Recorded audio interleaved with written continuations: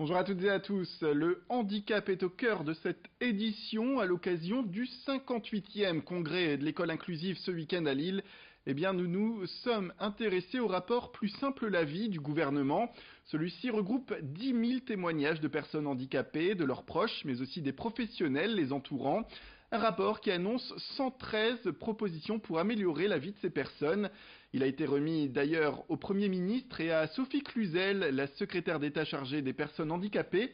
L'objectif est de faire évoluer les choses en leur faveur avec un point clé dans le dossier, faire rayonner l'école inclusive car certaines familles d'enfants aujourd'hui préfèrent les placer en Belgique où ces écoles inclusives sont davantage mises à la disposition des familles.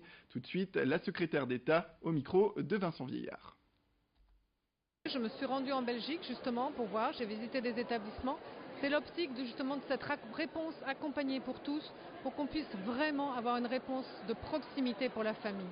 Vous avez raison, et c'est quand même anormal qu'aujourd'hui des parents soient obligés d'exiler leurs enfants loin. Donc c'est toute l'optique d'accompagner les parents avec une réponse accompagnée pour tous de proximité.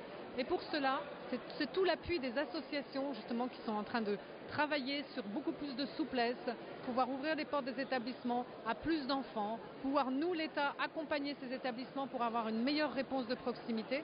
C'est l'enjeu de cette réponse accompagnée pour tous, pour que nous allions vraiment sur le zéro sans solution en France et que nous puissions accompagner dignement tous les enfants et les adultes qui en ont besoin.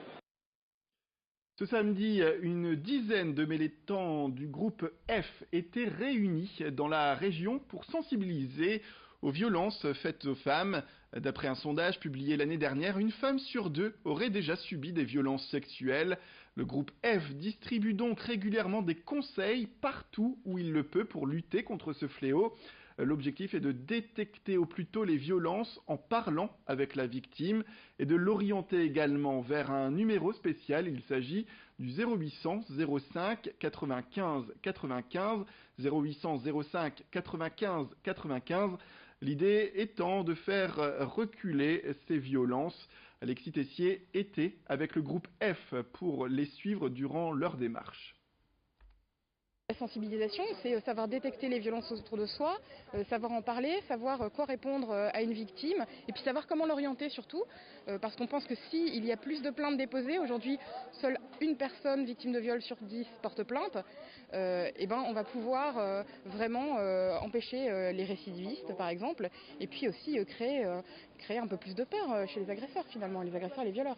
L'objectif, c'est de recruter un maximum d'agents qui vont lutter contre les violences sexistes et sexuelles autour de chez eux. Aujourd'hui, on est presque 8000 et on espère atteindre prochainement les 10 000, les 50 000, les 100 000. On pense qu'à partir de 100 000 personnes qui sont vraiment sensibilisées sur ces questions, on va pouvoir vraiment lutter efficacement contre les violences partout autour de nous. Et donc, c'est l'objectif du groupe F de réussir à informer un maximum. On enchaîne avec ces images des premières rencontres des Repair Café des Hauts-de-France. C'était ce week-end à 8000 dans le Boulonnais. Pour rappel, les Repair Café sont des ateliers consacrés à la réparation d'objets du quotidien afin de leur donner une seconde vie. Tout fonctionne sur le principe du bénévolat et du partage. Vous ramenez un objet tout simplement quand il est cassé et qu'il ne marche plus et vous avez donc la possibilité de le réparer vous-même avec des outils et des pièces à votre disposition. Vous pouvez également le confier à des personnes qui souhaitent se mettre au travail pour le réparer.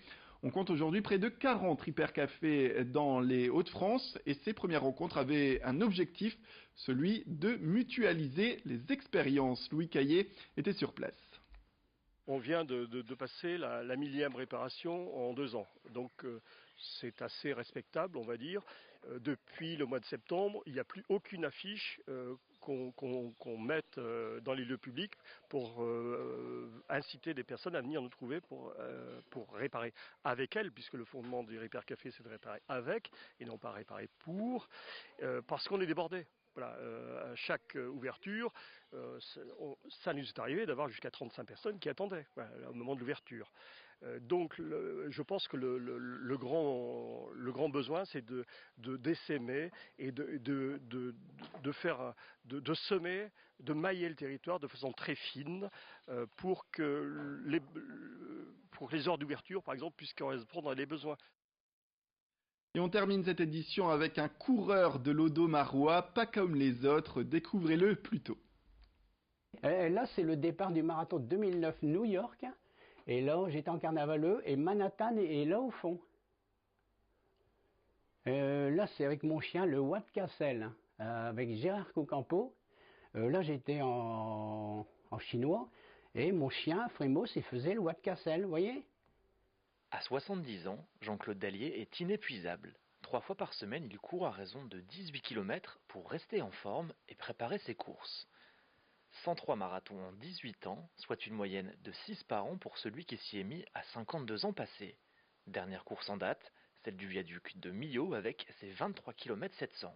Et là, alors là, c'est Millau, c'est vraiment extraordinaire de monter sur le pont, d'aller jusqu'au bout et de revenir. C'est vraiment extraordinaire. Alors, le viaduc de Millau, c'est une réalisation extraordinaire. Oui. Très vite, Jean-Claude Dallier décide de se déguiser pour se démarquer de ses concurrents. Après plusieurs personnages, son choix s'arrête sur le plus grand compositeur autrichien de musique classique. En là-bas, en carnavaleux, en chinois, Conchita, et à Vienne, je passe devant un magasin de farce et attrape, et je tombe sur la tenue de Mozart. Et avec la tenue de Mozart, j'ai dû faire environ 60 marathons. Avec le temps, sa chambre est devenue un véritable musée. Au travers des photos, médailles et drapeaux qui ornent ses murs, on peut lire l'histoire singulière de ce marathonien. Ça s'est fait automatiquement, et puis voilà, c'est rempli, il n'y a plus tellement de place, mais enfin, et le temps a passé. Là, ici, c'est là, la course de Stanford, voyez ça, c'est une photo, regardez comme elle est belle avec les rayons de soleil. Une chose est sûre, il n'aura peut-être pas assez de place pour accrocher ses prochains trophées au mur, mais sa passion, elle, est inébranlable et perdure. Et là, c'est l'arrivée, justement, c'est une des plus belles photos, c'est l'arrivée du marathon du Louvre, en 2009, je pense, avec mon chien Frimos qui a fait le marathon, et il a le droit à sa médaille aussi. Voilà, c'est la fin de cette édition. Merci à toutes et à tous de nous avoir suivis. Restez avec nous tout de suite, retrouvez vos prévisions météorologiques complètes, sans oublier un prochain flash avec de nouveaux titres au prochain quart d'heure.